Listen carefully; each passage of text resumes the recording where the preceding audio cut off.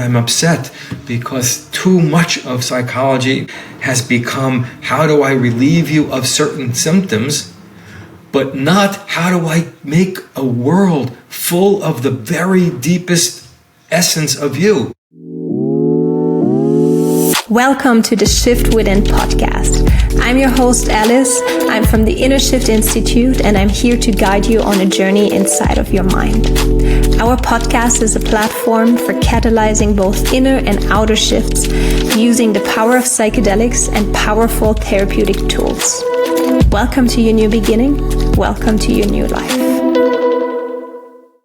Welcome to the Shift Within, our podcast where we dive into the mysteries of the subconscious mind, the body-mind connection, all things mental health. Today, I have the pleasure of speaking with David Bedrick, and David is an expert who has spent over 30 years developing a psychological process called the UnShaming process. And his work has led to the founding of the Santa Fe Institute for Shame-Based Studies, where he continues to study and teach this groundbreaking approach. And his mission is to help people create lives free from shame. And his new book, The UnShaming Way, offers a revolutionary approach to healing. And I myself was a student last year at one of his online courses and really loved the processes that David guided us through to learn more about the intelligence of our symptoms. So I am very, very happy to welcome you to our show, David. Thank you for being here. Thank you, Alice. It's a pleasure.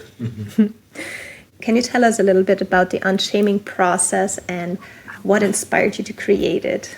Yeah.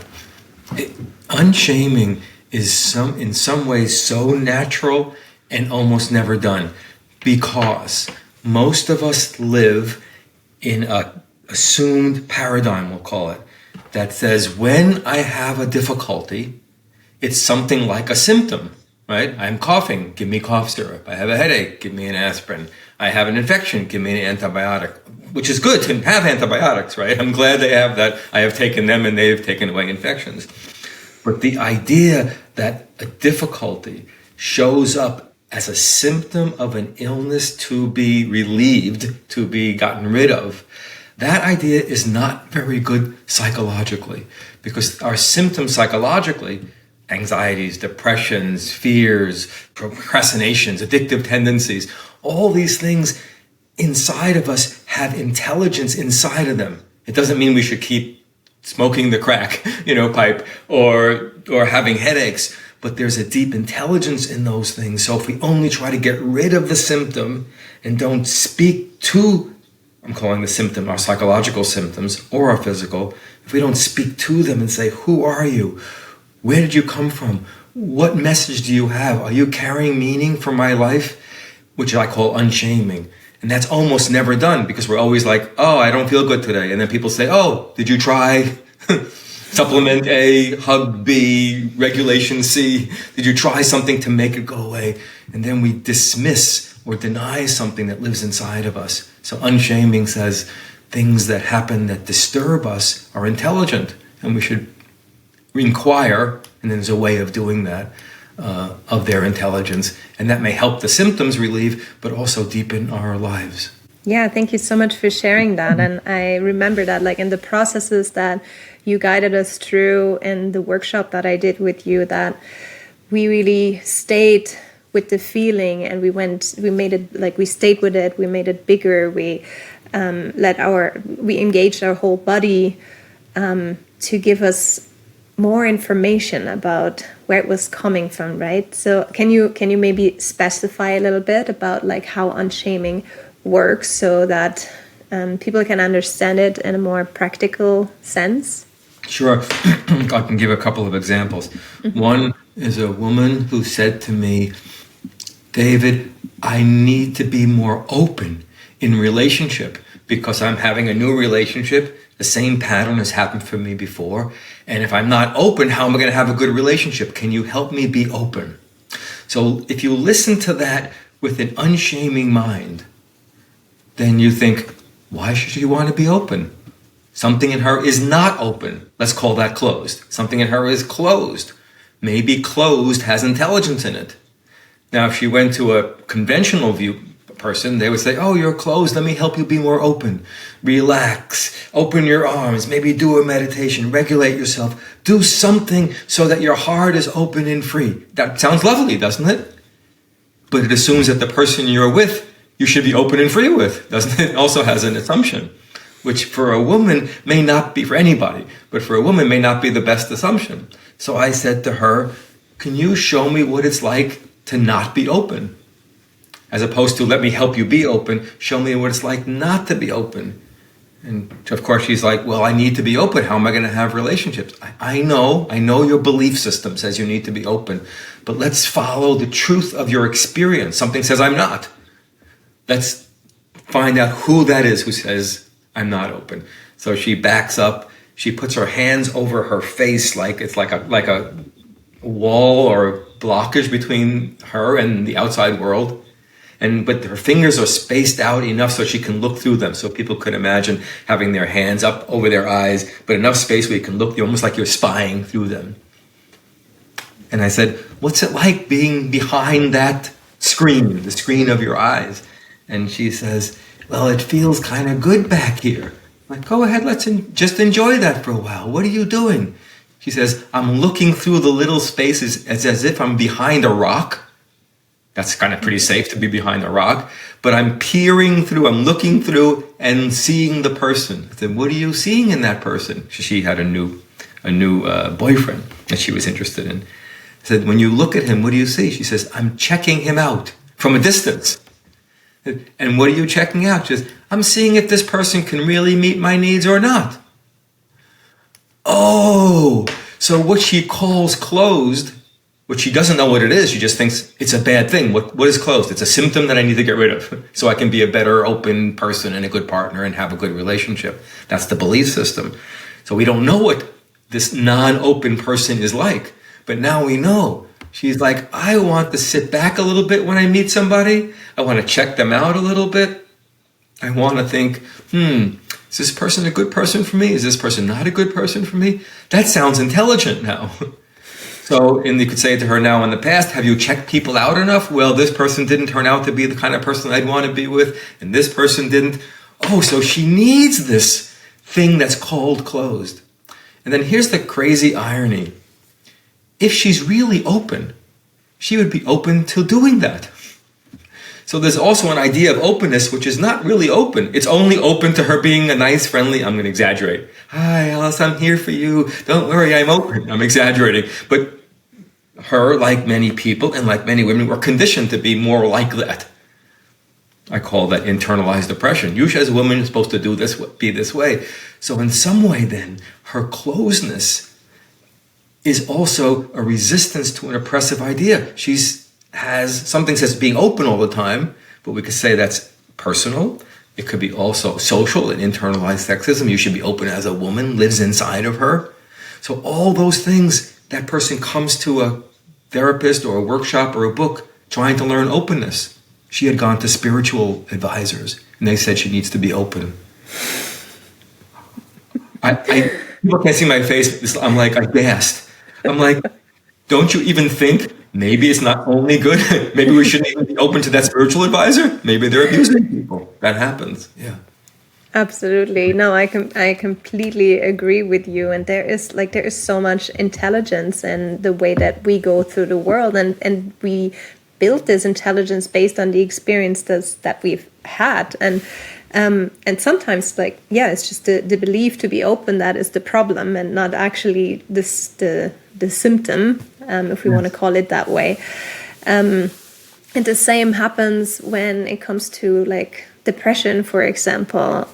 When we have depression and we think we have to get rid of the depression, or we have to think more positive thoughts, but there is also so much wisdom in the thoughts that we're actually thinking and in the feelings of the depression. And so it's so beautiful to really be with what is and find out what what intelligence is in there. We also really I'm sorry, go ahead. I'm thinking about depression now, but no, please go ahead, talk about depression. It's super interesting what you have to say. If you unshame if you look at shame in the conventional model, I call it a shame-based model.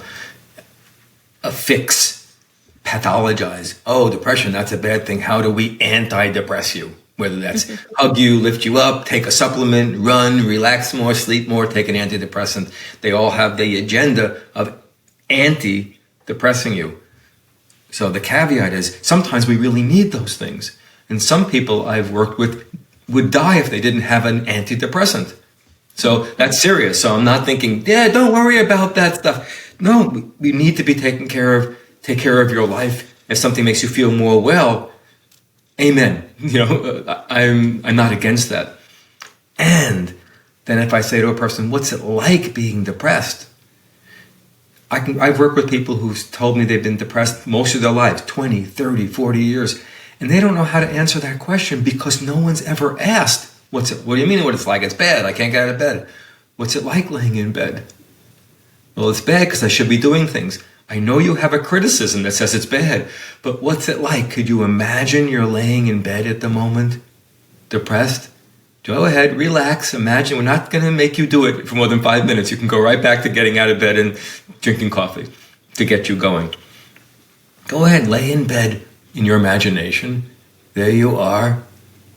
Is there anything good about it? Well, it's kind of cozy and warm. Go ahead, feel the cozy warm in your body. Feel it.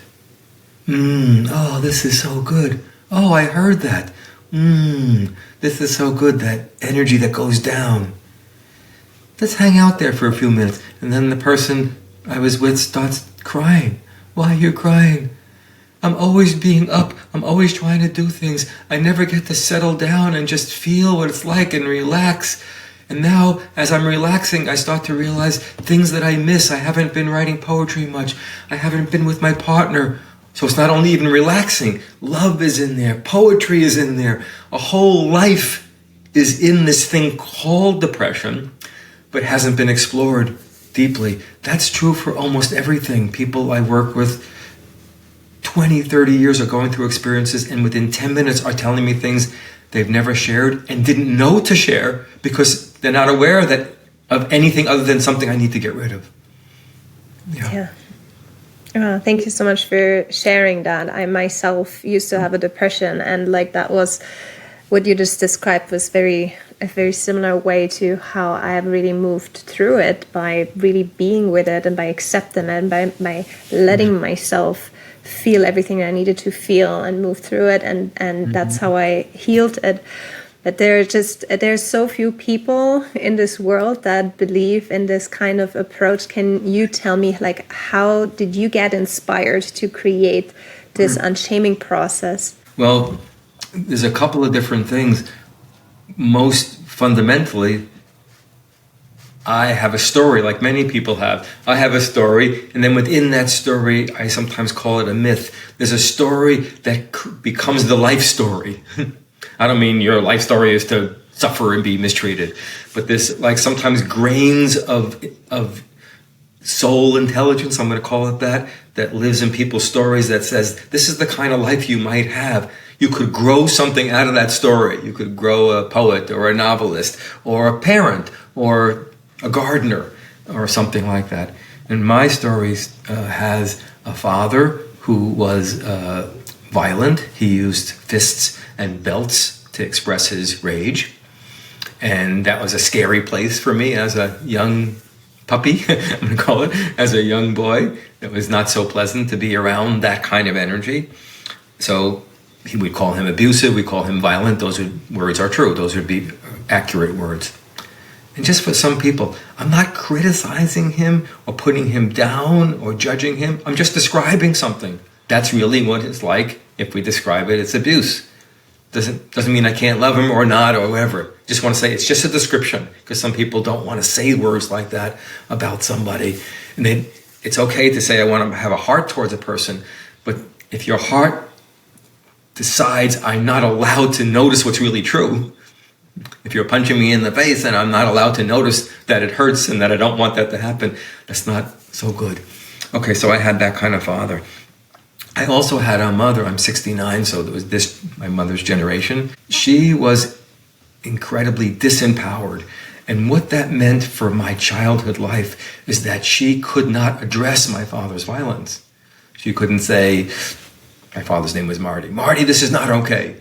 Or, we'll leave you. Or, we're going to call the police if you get violent. Or, David, this is not okay. I'm sorry I can't protect you, but you deserve it. Or something. She couldn't do any of the kinds of things you would hope someone do when you're being mistreated. So instead of doing those things, she did something that many people do. She would say things like, your father would never do that. Even though she was there when that would happen, right? That is being violent. He would never do that. Why are you like this? Why do you get so upset about things that you're kind of like making up? Are you sure your father really loves you? So what she's doing to that, saying about that violence, she's saying there's a kind of a denial in there, right? It's not happening, Alice. It's really not the way you think. He didn't mean it. Come on, don't be upset.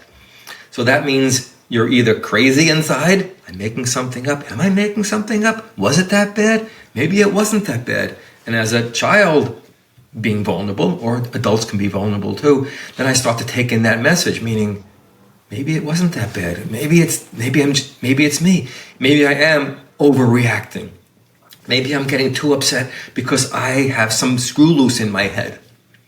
So then inside I start doubting my experience. What's wrong with me? Why am I thinking this? How come no one's taking care of me? Do I really matter? Am I making something up? I'm so angry. I must have anger problems. I'm describing the mindset. And I call that mindset shame.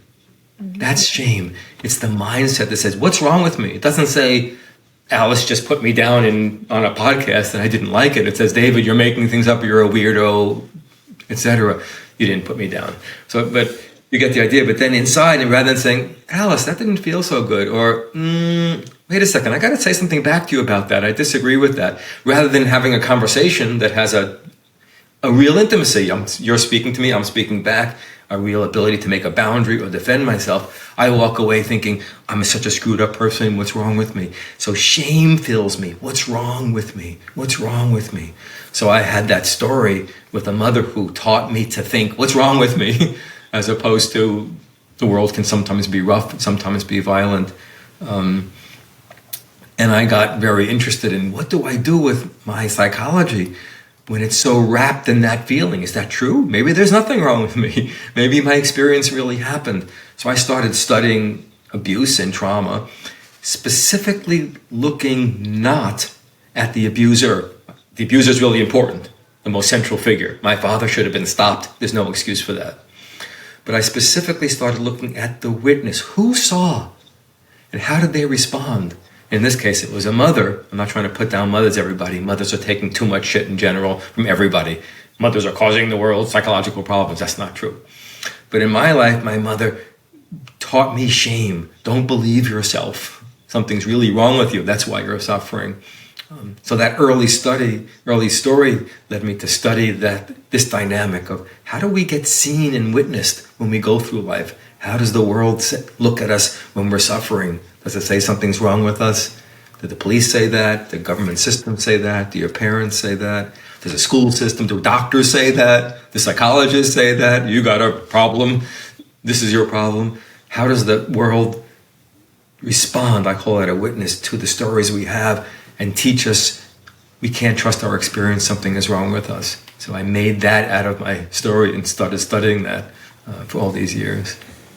Wow, what a story. Well, thank you so much for sharing. And I'm really sorry for what you went through as a child. That must have been really horrible. And I'm very impressed and inspired by how you took that really difficult experience and turned it into something that now helps the world.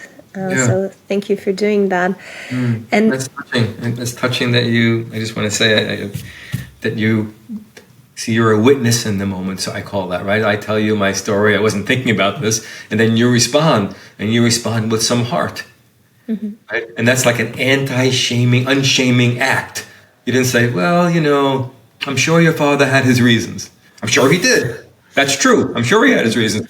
But that would also say, in some way, let's focus on being kind to your father. Let's ignore the story you told me, which I resonate with. So that's an important moment, that witnessing moment. I just wanted to acknowledge that and appreciate that. Yeah, thank you. Thank you for acknowledging and appreciating it. I think it's so important that we do that for each other, that we become the witness that, we didn't have, the witness that like gives us some validation, that stands up for us in some way. Yeah. And it's really important part of healing, also has been also an important part of my healing journey. I would really love to know how you went on the path that you went on, because it is not really like, is this something that you learn in normal psychology teachings? Usually there's a symptom and we need to fix the symptom. Isn't that like the mainstream knowledge? How did you get on this path of, no, there's intelligence in the symptoms and we have to really learn more about that? Good question. I think it's a nature and nurture thing. Some part of me always believed people, and I don't mean just believe that they said something, this is really $5. Not like I disbelieved or disbelieved, but something in me, I don't know why this was true. It must have been in me early on, or is in my genes, or I don't know what, in my spirit, that I always thought people have deep things living in them, and I was always curious about that. I had a violent brother, which is not shocking living in a violent home, who was very harsh with me. I won't tell all those stories at the moment just because it'll take us off track, not because I'm unwilling to share that. But I always believed, I wonder what this is about for him. In addition to the fact he should have been stopped, right? We don't want to dismiss violence. But I always thought, what lives inside of him? What lives inside of people? And again, not thinking they should be doing what they're doing, but thinking, I didn't have words for it when I was younger, but I still felt it.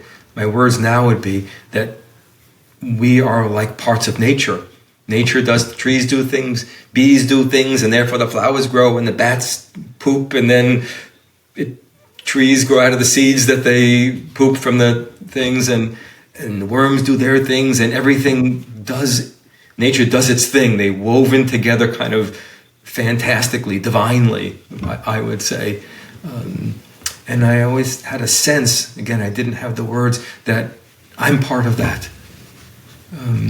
As a human species, but as a being. It doesn't mean we can't violate that truth. We certainly can, as we're seeing in so many ways, whether it's climate or the violence or the wars and etc. But I think I always had that sense. And when I was 36, I met, or 34 actually, I met a teacher. His name was Arnie Mindell. Arnie Mindell died about 2 months ago at 84 years old. I met him 34 years ago, and he was a psychologist, and I watched him work with people with physical symptoms by, I'm calling it believing, meaning thinking there was an intelligence that lived inside of the physical health issues that they had. And I saw that, and I thought, oh my gosh, that's what I know. I didn't know how to say it the way he did, or the skills that he had. He was a genius of his own right, like other people are, as well. We have a genius live inside of us. His genius was expressive and showed itself in that way. And I left my work, I left my home, I left relationships, and I thought, whatever this guy knows to lead him to do what he did, I want to know what that is. So I began studying with him and started studying about physical symptoms themselves. Is there an intelligence in the things that we call physical health? I once worked with a person who had a stutter. Mm-hmm.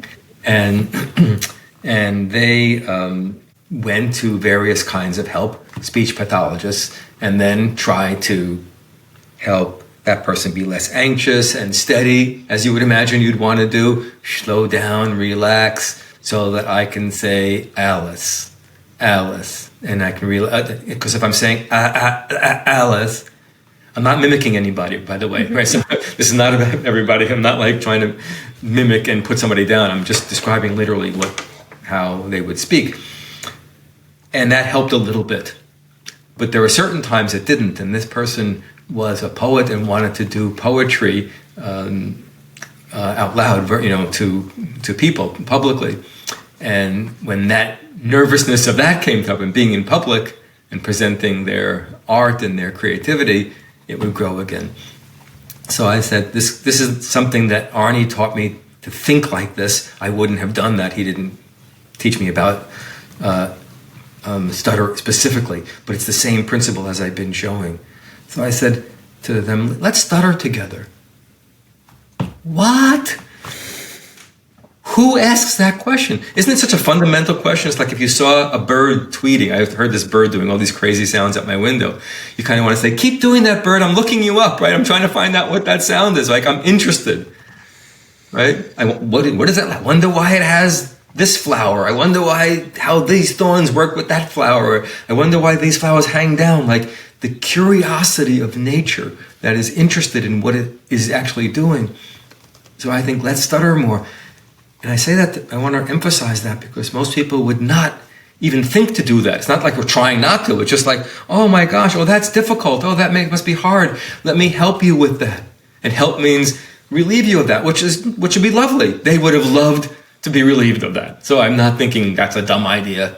Certain things helped, but certain things didn't. So I said, let's say my name with a stutter. I'll start, David, and then go, David, right? So now we're going back and forth, David, and we're both smiling, and they're like laughing and happy. Now that's already interesting to me. What's so good about it? What's so good about intentionally, consciously stuttering? Everyone else can have their idea about that. We can think about that. But something inside the person is relieved, even happy, even joyous to do this thing that is such a problem.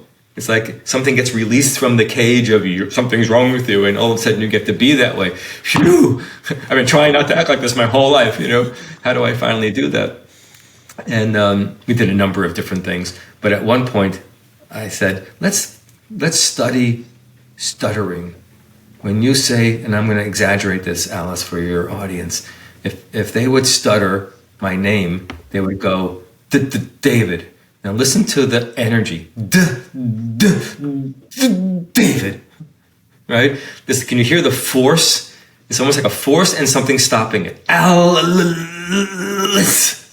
Right? Mm-hmm. That's the energy of the stutter for most people. That's the same energy. Something trying to come out, but then it gets blocked. So it's like,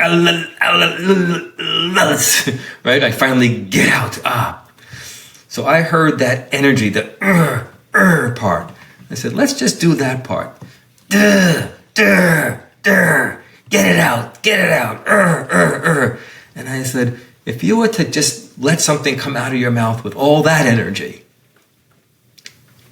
what would come out of your mouth? And they said, well, a word I shouldn't say. Mm.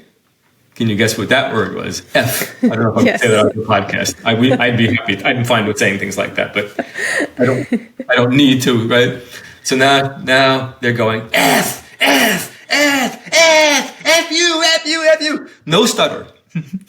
Wow. Just a song and a scream. And do you think that person needed a little bit of that to say to certain people in their lives? You bet they did. What's a stutter? It's a problem. Let's help the person. It'd be a lot easier. People look at them and don't like them. And so it'd be a lot better if they could be relieved of that. Yes, get help. But maybe if the voice got freed up, it would also help. And in addition to helping, meaning the stutter would become less, you might have a lot in you that you want to say. That's not permitted. You can't say that. You can't say that. You can't say that. That could those two energies together makes a stutter. Wow. Yeah, that's a really, really fascinating story. Thank you so much for sharing that. And I'm sure you have so many of these stories because you've been doing this work for so long. So many stories. Mm-hmm. Yeah. And you have now also written a book about it. Can you tell us about the book, what it's about, and also how we can get it? Is it out there already? Yeah, thanks for asking. I've written, this is my fourth book, and my last book, I'm going to tell you about the new one. The last book was called You Can't Judge a Body by Its Cover, which is all about body shame, looking at your body specifically, and especially as a woman, looking at the body and saying, I shouldn't be this way, I shouldn't be this way, I should lose weight, etc. So that was my last book. This book, which will be out in November, and it's called The UnShaming Way. And this book has taken me 34 years to write, 3+ to actually literally do the writing of, but all those years to study this thing called shame and unshaming. What does it mean to find the intelligence in our feelings, in our body's health, in our body's expressions by being not the way we want it, being heavy and light and eating and not eating? What is it like?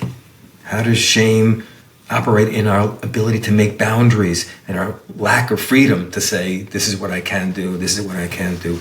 How does it interact with working with abuse and trauma? How does it interact with social issues in the world? If we look at the world through an unshaming lens, how do we address these things? So the book has many chapters on all those topics and describes stories. There's little transcripts that say, like, kind of like I was giving you, the back and forth, so you can actually read the story of me talking to someone and watch it. It's got exercises in it, so you can practice those things and learn about your abuse stories and your boundary stories and the deep feelings that live inside of you and the social identities you have, the relationship issues, addictive tendencies. It tries to take the world of psychology and say, you can do this other thing, unshaming. And I don't think you knew this, but this is just recent, but it was just endorsed by Gabor Mate, who some people know. He's a internationally known trauma and addiction, but well known for his trauma expertise, a medical doctor, brilliant about trauma.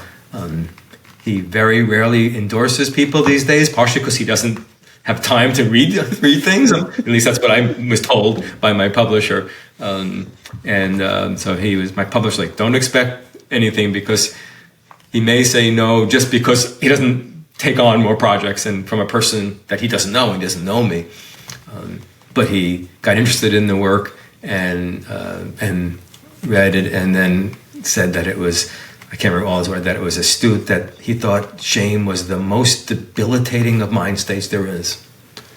And I would agree with that. And he said that the book was a real guide to divesting yourself of shame, and he had some more positive words to say about the practicalness of it and the approach that I have, which is rather novel. So I'm saying something about that. I'm shy about that as I say it, because some part of me is going, you're not supposed to say too good things about yourself, David. But there's a little kid in me who was really proud and happy to have gotten that endorsement. Yeah. Well, of course, that's such a great endorsement. Congratulations. I'm sure that's going to make a lot more people read the book and pick up the book, which is so beautiful, because I think the work you do is so important, because shame is like, it's like a disease that is like spread over the whole world. Like, there's so many people struggling with shame, so many people that actually they don't necessarily would have many problems, except that they're shaming themselves constantly about who they are and what they're like.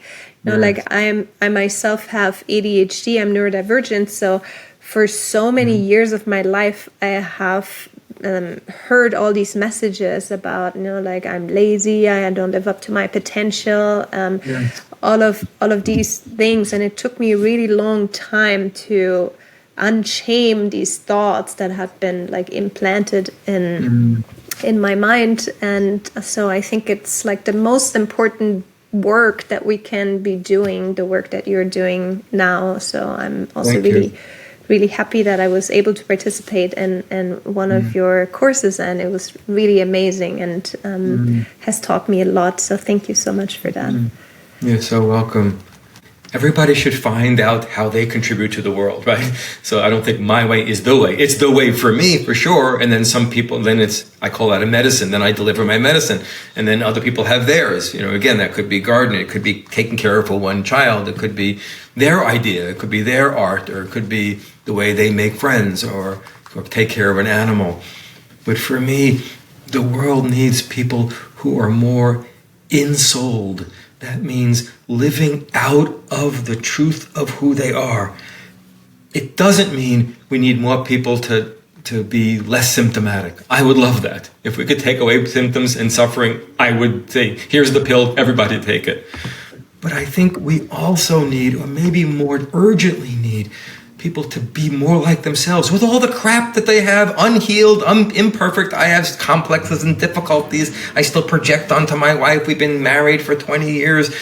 I still have father complexes and inner criticisms and jealousies that I wish I didn't have, and inner critics that hurt my feelings. They've gotten better over years, but to me, more important than getting rid of all these symptoms, and that, again, I'm for relieving people and giving people more freedom to feel well. But we also need people to have the support to be like they actually are, so that the gifts, the medicine they have for the child, for the bees, whatever their love is, for the children in Palestine, whatever the passion they have, so it emerges up out of them. And psychology, I don't want to be overly critical, but I'm upset because too much of psychology, maybe it's popular psychology, has become how do I relieve you of certain symptoms, but not how do I make a world full of the very deepest essence of you, even if it's a little weird and crazy and you're too much or too little, you're too sensitive or you're too loud. Yeah, we need a world full of people that are more enlivened by their own spirit and their own stories. Absolutely, I completely agree. I would also say that for me, like the moment it happened about 2 years ago, because I started out on this journey, like fixing my symptoms, fixing myself, improving myself, like improving my relationship patterns. And then at some point I had done like all the inner child work and healing work, and I was still showing these symptoms. I hadn't healed it all. And then I just at some point said, it's enough now. I'm good the way I am. And I have done so much. I just gonna accept myself the way I am with everything that I have, and I have never felt better. And of course, there are moments where I still have like self-doubt comes up, but even that I embrace now, and can always find a part within me that can have compassion for that other part that, you know, like might have self-doubt or the inner critic or whoever is still there.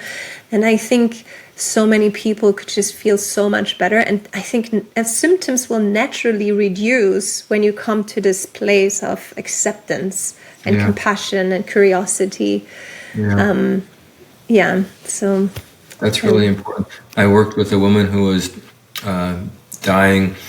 I won't go through all of her story, it would take a little long, but she had an infection that wasn't going away, and they tried lots of different things, lots of antibiotics and very intense regimens, and even surgery to try to surgically remove areas of her body. That's a little trigger for some people, but it was very intense. She had gone through something like 30 surgeries to try to cut this infection out. Anyway, she passed on because that infection took her life. And I remember towards the end of her life, she was in great pain because this infection was ravaging her body. And even though she had painkillers and stuff, it was that painful to have this going on. And I remember one day being with her and saying, "What's it like to be in pain? Tell me." "Oh, it's terrible, terrible." "Feel the pain just for a moment. I don't want you to suffer. Feel the pain." And she did. I said, "Can you make a sound?" And she said, "Well, it might be like a howling." I said, "Can you try it?" And she said, "Oh." She was a little awkward or shy. And she had a dog, and the dog ran into the room and started going, right? The dog started teaching us, so to speak, how to do this. And we started laughing, and then we started howling. So the two of us and the dog are all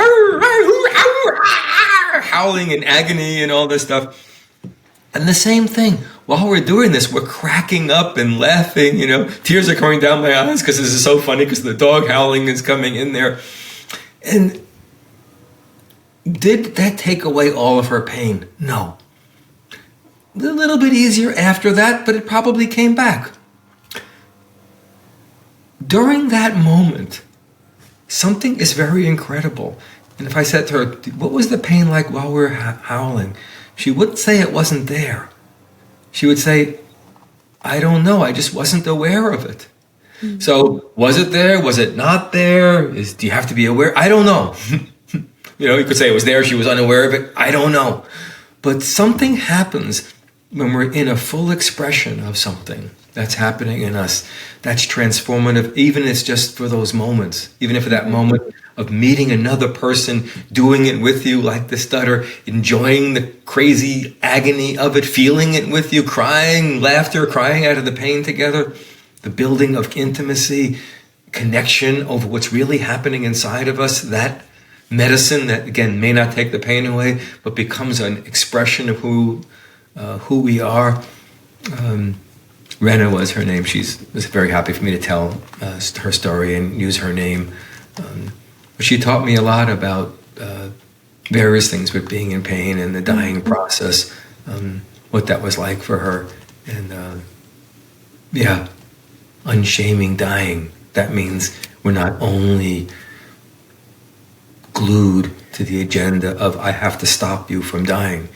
It'd be great. I mean, if you could do it, or not, depending on the person, right? But you get the idea. Mostly, I would think, if she said, "Do you think I should try the surgery?" After about 25, I was saying, "Let's think about it," because it wasn't working and it was putting her through a lot of hell. But I wasn't thinking, "Don't try surgery if you could live." But then there's something else that happens there, that the living experience, the living expression, and it made the end of her life. I know she told me that because I was the only person that she shared what it was like to be going through what she was going through. Mm-hmm. And so she had somebody who walked with her all the way up to the end of her life. Walk with her meaning she could be herself, a person in screaming agony. That's who she was, Mm-hmm. She got to do that, and that was a very intimate experience. And even people that she knew well, family, etc., didn't get to, I'm going to say, meet her fully. Yeah. Because they would want her not to be screaming in pain. Mm-hmm. Which I understand, but then if you don't want to be with a person screaming in pain, you can't get to know her. Yeah. Because that's who she is in the moment. Yeah. It makes me weep just to think about that. Oh, thank you so much for sharing this really moving story, and I'm really sorry about her passing.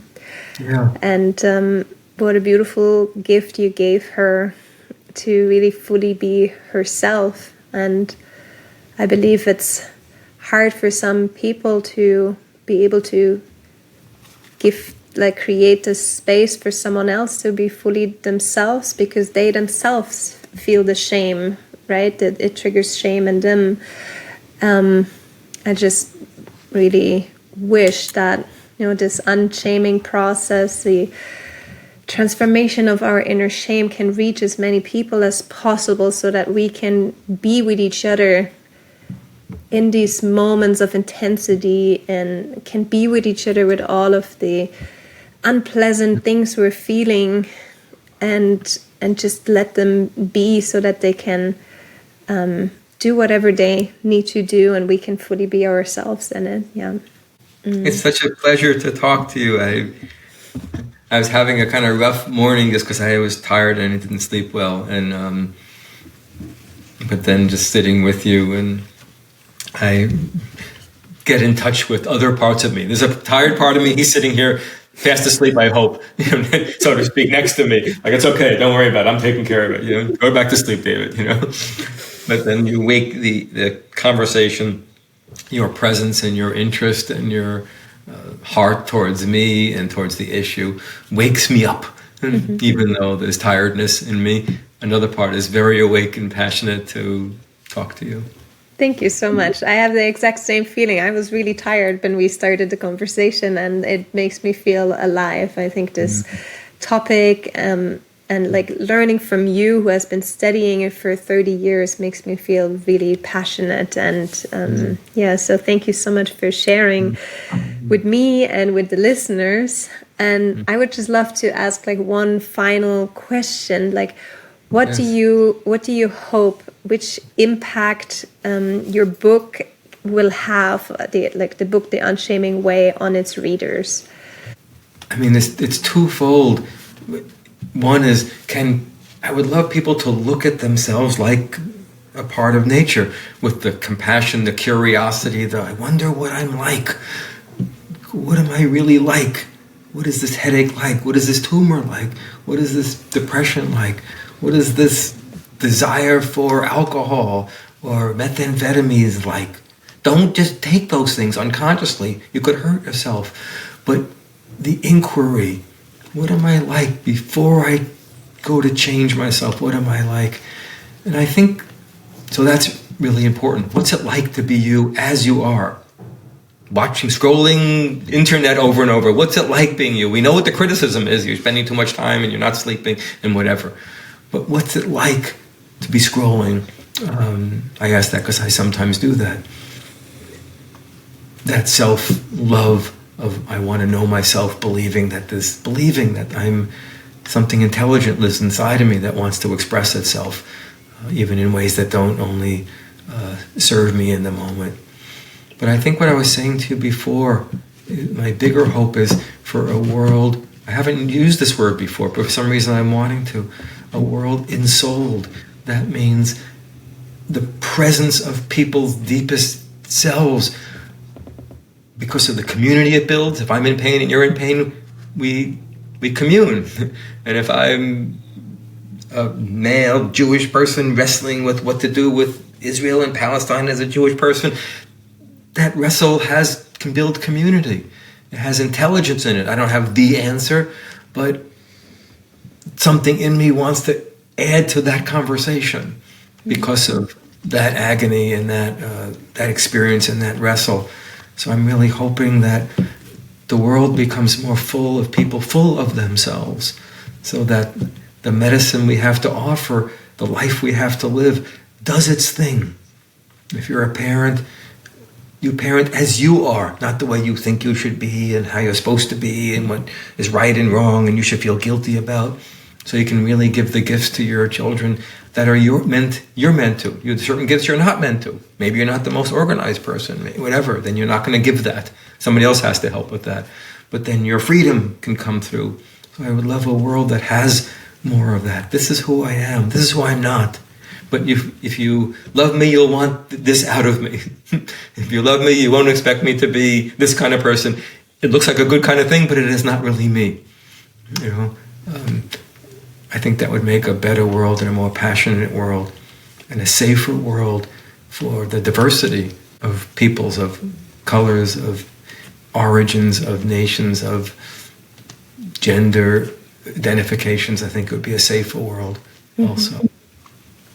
Oh, thank you so much for sharing this and for painting this picture. That's exactly the world that I would also love to see, and hope that we can find lots of thousands and 100,000s of people around the world who will join us on this mission to create this world.